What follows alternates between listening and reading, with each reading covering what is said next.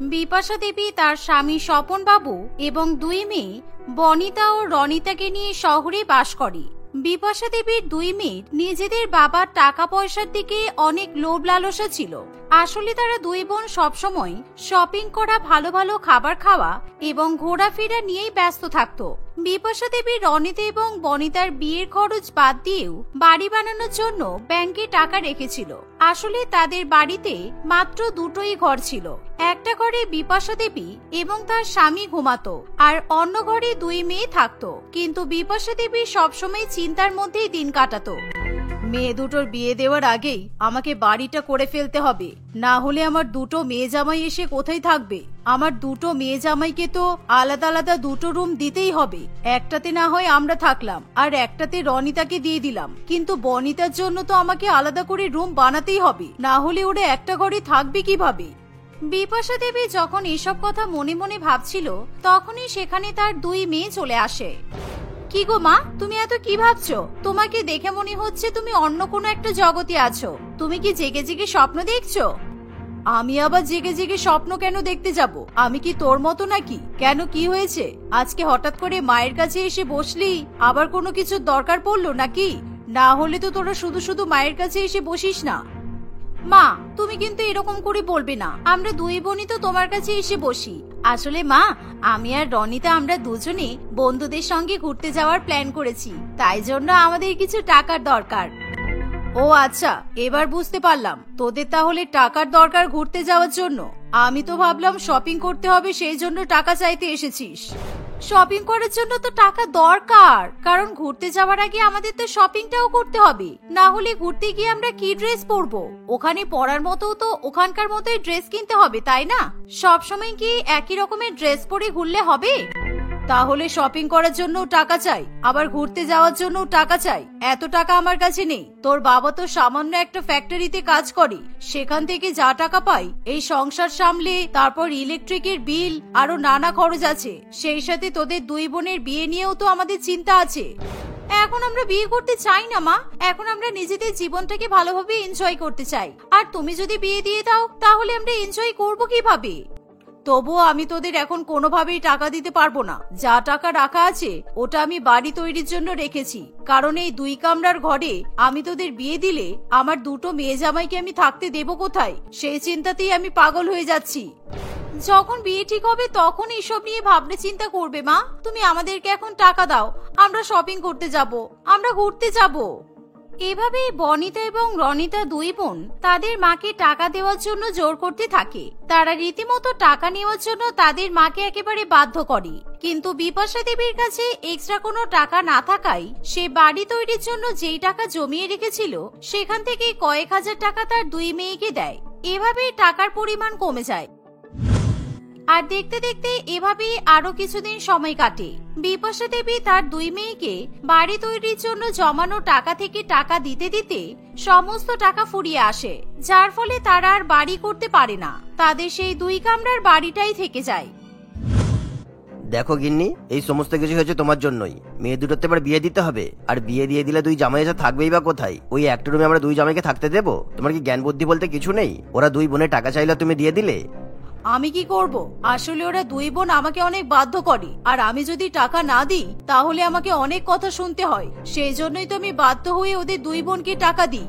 তুমি ওদেরকে রাগারাগি করতে পারো না, আর তোমার জন্য বাড়িটাও বানানো হবে না। এবার তুমি বুঝে নাও তোমার দুই জামাইকে কোথায় থাকতে দেবে। আমার কাছে তো আর একটা টাকাও নেই। এবার ওই একটা ঘরে তোমার দুই মেয়ে জামাইকে থাকতে দাও, আমি সবকিছু জানি না।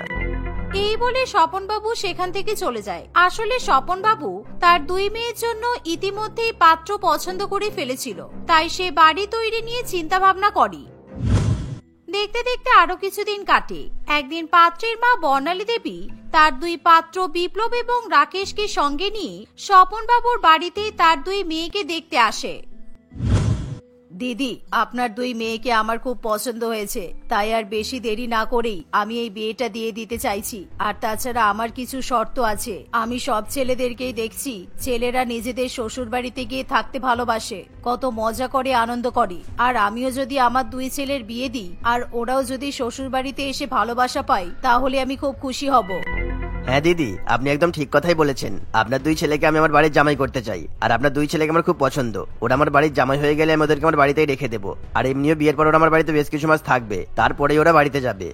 ঠিক আছে, আপনাদের যেটা ইচ্ছা আপনারা সেটাই করবেন। এভাবেই দুই পরিবারের সহমতে একটা বিয়ের তারিখ ঠিক করে ফেলা হয়। এর ফলে সকলেই খুবই খুশি হয়, কিন্তু রনিতা এবং বনিতা তারা মোটেই খুশি হতে পারে না, কারণ তারা এখনো বাবার টাকাতে লাইফটাকে এনজয় করতে চাইছিল। কিন্তু দেখতে দেখতে তাদের বিয়ের দিন চলে আসে, আর তাদের বিয়ে দেওয়ার মতো যা টাকা বেঁচেছিল সেই টাকা দিয়ে স্বপন বাবু তার দুই মেয়ের বিয়ে দেয়। বিয়ের পর দুই বোন শ্বশুর বাড়িতে চলে যায়, আর শ্বশুর বাড়িতে তারা প্রায় 1 মাস কাটায়। এদিকে রনিতা এবং বনিতার বাবা মায়ের দুই মেয়ের জন্য মন খারাপ করে। কি গো, বলছি শোনো না, ওরা দুই বোন কতদিন হয়ে গেল এখানে আসেনি। আমি বলছিলাম কি দুই মেয়ে জামাইকে একবার বাড়িতে ডেকে নেব। হ্যাঁ হ্যাঁ, আমারও তো ওদেরকে দেখার খুব ইচ্ছা করছে। ঠিক আছে, তুমি বরং ফোন করে তো দুই বোনকে নেমন্তন্ন করে দাও, আর তার সাথে দুই জামাইকেও চলে আসতে বলো। স্বপন বাবুর এই কথা শুনে বিপাশা দেবী তার দুই মেয়েকে ফোন করে। হ্যালো বনিতা, কিরে মা, কেমন আছিস তোরা? হ্যাঁ মা, আমরা ভালো আছি, তোমরা কেমন আছো? আর হঠাৎ করে আজকে কি মনে করে ফোন করলে? কেন রে, তোদেরকে কি আমরা ফোন করতে পারবো না? আচ্ছা, ওখানে গিয়ে কি আমাদের কথা মনে পড়ে না, তাই জন্য এরকম কথা বলছিস, তাই তো? আচ্ছা শোন, এসব কথা ছাড়। তোর বাবা তোদেরকে দেখার জন্য মন খারাপ করছে, তাই তোরা দুই বোনে দুই জামাইকে নিয়ে এখান থেকে কিছুদিন ঘুরে যা। আচ্ছা মা, ঠিক আছে, কিন্তু মা আমাদের তো দুটোই রুম, আমরা ওখানে গিয়ে কিভাবে থাকবো? তোরা আয় তো, তারপর না হয় দেখা যাবে। এভাবেই বিপাশা দেবী তার দুই মেয়েকে বাড়িতে আসার জন্য নিমন্ত্রণ করে। আর কিছুদিনের মধ্যেই বিপাশা দেবীর দুই মেয়ে জামাই তাদের বাড়িতে এসে উপস্থিত হয়। বিপাশা দেবী তার দুই মেয়ে জামাইকে দেখে খুবই খুশি হয়। জামাই বাবা, তোমরা এসে গেছো? আসো আসো, ভেতরে আসো। যাক, তোমাদের কোনো কষ্ট হয়নি তো? না না বাবা, আমাদের কোনো কষ্ট হয়নি, আমরা তো খুব ভালো মতোই এসেছি। বনিতা, রনিতা, তোরা দুজনে এখানে দাঁড়িয়ে আছিস কেন? আমার দুই জামাইকে ঘরে নিয়ে যা। এই শুনে রনিতা এবং বনিতা দুই বোন দুজনেই তাদের স্বামীদেরকে একটা ঘরে নিয়ে যায়, আর তারা দুই ভাই সেখানেই বসে থাকে। আর তারা দুই ভাই খুব ভালো মতোই বুঝতে পারে যে বনিতাদের মাত্র দুটোই ঘর, একটাতে তাদের বাবা মা থাকে, আর অন্য রুমে বিয়ের আগে রনিতা এবং বনিতা থাকতো। দেখতে দেখতে কিছুটা সময় কাটে। খাওয়া দাওয়া হয়ে যাওয়ার পর দুপুরবেলা বিশ্রাম নেওয়ার জন্য তারা দুই বোন কোথায় ঘুমাবে সেটা ঠিক করতে পারে না। বিপ্লব, আমি তোমাদের দুই ভাইয়ের জন্য মেঝেতে বিছানা পেতে দিচ্ছি। তোমরা দুই ভাই দয়া করে কিছুদিন মেঝেতে শুয়ে পড়ো, কারণ আমাদের তো খাটের উপরে ঘুমানোর অভ্যাস। আমরা তাই দুই বোন এখন খাটের উপরে ঘুমাবো, তোমরা নিচে ঘুমাও, কেমন? আমি তো মেঝেতে কোনোভাবেই ঘুমাতে পারবো না, কারণ আমার একটুখানি মেঝেতে ঘুমালেই ঠান্ডা লেগে যায়, তাই আমি তোমার সঙ্গে খাটের উপরেই ঘুমাবো। তাহলে কি আমরা দুজন মেঝেতে ঘুমাবো? না না, আমি আমার স্বামীকে নিয়ে কোনো মতেই মেঝেতে ঘুমাবো না। বনিতা, তুই যদি খাটের উপরে ঘুমাস তাহলে আমিও খাটের উপরেই ঘুমাবো, কারণ তুই তো খুব ভালো করেই জানিস মেঝেতে ঘুমালে আমার শরীর খারাপ করে। আচ্ছা আচ্ছা, ঠিক আছে, তাহলে আমি একাই মেঝেতে বিছানা পেতে ঘুমিয়ে পড়বো, ঠিক আছে? আর তোমরা তিনজন মিলে উপরে ঘুমাবে। কিন্তু এগুলো যদি মা বাবা দেখে তাহলে কিন্তু ওনাদের অনেক খারাপ লাগবে। তার থেকে ভালো রনিতে তুমি তর্ক বিতর্ক না করে মেঝেতেই ঘুমিয়ে পড়ো, কিছুদিনেরই তো ব্যাপার, তারপর তো আমরা এখান থেকে চলে যাব, তাই না? রাকেশ, তুমি বুঝতে পারছো না কেন? আমি মেঝেতে ঘুমাতে পারবো না। মেঝেতে ঘুমালে আমার ঠান্ডা লেগে যায়। এই বাবা মাটা না যত নষ্টের গোড়া। এখন আমাদের বিয়ে দিয়ে কি লাভ হলো কি জানি। যদি বিয়েটা না দিয়ে বাড়িতেই রেখে দিত তাহলে এত সমস্যা হতো না। ঠিকই বলেছিস, চল বাবা মায়ের কাছে যাই। এখন আমরা কোথায় ঘুমাবো, কোথায় বিশ্রাম নেব সেটা তো ওনাদের বলতে হবে। এরকম ভাবে দুই মেয়ে জামাই একই রুমে থাকা যায় নাকি? ওনারা তো আগে থেকে একটা ঘরের ব্যবস্থা করতে পারতো। এই বলে বনিতা এবং রনিতা দুই বোন রেগে গিয়ে তাদের মায়ের কাছে যায়, আর সেখানে গিয়ে তারা তাদের অসুবিধার কথা বলে। আচ্ছা, এটাতে আমার ভুল কোথায় তোরা একটু বলতো? আমি তো ঘর তৈরি করার জন্য টাকা জমিয়ে রেখেছিলাম, কিন্তু তোরা আমার কাছ থেকে সমস্ত টাকা হাতিয়ে নিয়েছিস আর সব টাকা শেষ করে ফেলেছিস। এখন তোদের জন্য আমি একটা ঘরও তৈরি করতে পারছি না। তাহলে এবার বল, এখানে কার দোষ? এখন তোরা দুই জামাইকে নিয়ে একটা ঘরেই থাকবি, এছাড়া আর কোনো উপায় নেই। মা, তুমি এটা কি বলছো? আমাদের দুই বোনের আলাদা আলাদা রুম চাই, আর তোমরা এটা আগে থেকে ভাবতে পারতে তো। আগে থেকে এসব কিছু না ভেবে আমাদের দুই বোনকে তাহলে বাড়িতে ডাকলে কেন? এসব ভাবনা চিন্তা তো আমরা আগেই করেছিলাম। আমি তো কবে থেকে ভেবে রেখেছি একটা ঘর তৈরি করব, আর তাহলে আমি তোদের দুই বোনকে আলাদা আলাদা রুমে থাকতে দিতে পারবো। আর ঘর বানানোর পর তোরা শ্বশুর বাড়ি থেকে যখন ইচ্ছে হবে এখানে এসে থাকতে পারবি, তখন তোদের কোনো অসুবিধাই হবে না। ঠিকই তো, তোর মেয়ে একদম ঠিক কথাই বলেছে। তোদের জন্যই তো আমরা আর কিছুই করতে পারলাম না। যা টাকা বেঁচেছিল সেগুলো তোদের বিয়েতে খরচ হয়ে গেল, আর এখন যা টাকা রোজগার করছিস সেই টাকাতে আমাদের সংসার চলছে। আর বাড়ি তৈরি করার টাকা থেকে তো তোরা শপিং করে ঘোরাঘুরি করে সবকিছু নষ্ট করে ফেলেছিস। বাবা মায়ের কথা শুনে দুই বোন আর সেখানে দাঁড়ায় না, তারা তখনই নিজেদের রুমে চলে যায়। আর তারা একটা রুমে চারজনে কোথায় ঘুমাবে সেই নিয়ে আলোচনা করে।